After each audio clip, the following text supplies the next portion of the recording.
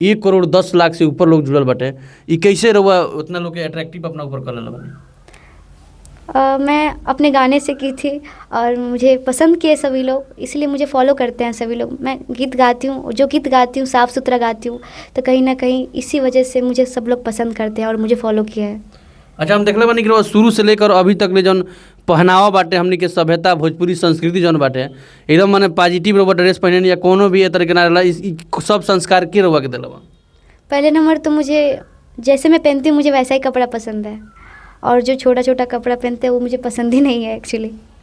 अच्छा, भविष्य में रहुआ अगर शादी करे के बाद तो रहुआ जौन साथे वाला हस्बैंड रहे चाहे दूल्हा रही हैं वो माने कलाकार रही हैं कि ऑफिसर चाहिए कि अधिकारी रही हैं, कौना रैंक का रही हैं? जहाँ तक मुझे लग रहा है कि मैं गाना गाती हूँ तो वो भी गाना गाए, अच्छा लगेगा, फिर साथ में मिल करके गाएंगे। और पहले नंबर तो ईमानदार वफादार होना चाहिए, आजकल वैसा मिलना बहुत मुश्किल हो गया है। तो हम चाहें कोनो एगो और कोनो सिंदूरदान वाला कोनो गीत सुनाई। बचपन से पोसे कई के सियान काहे तेज तारे पापा जी, बचपन से पोसे कई के सियान काहे तेज तारे पापा जी, आ दूसरा के घरवा लागी न जियरवा भेज तारे पापा जी, आ दूसरा के घरवा लागी न जियरवा भेज तारे पापा जी। तो बिल्कुल हमारा साथ में रहनी है सोनम आर यादव जी, जेकर रोज सब गीतन के और जौन हमने के सवाल करनी सब बखूबी से यहाँ के जवाब भी देनी। कैसा लगल वीडियो रोज सब जरूर बताइम जा। और जाते जाते हम चाहेम कि रहुआ एगो स्टेज शो कैले बन जेमे कि हिंदी गाना गए बने वो वायरल बटे, वो के तनी सुना दी।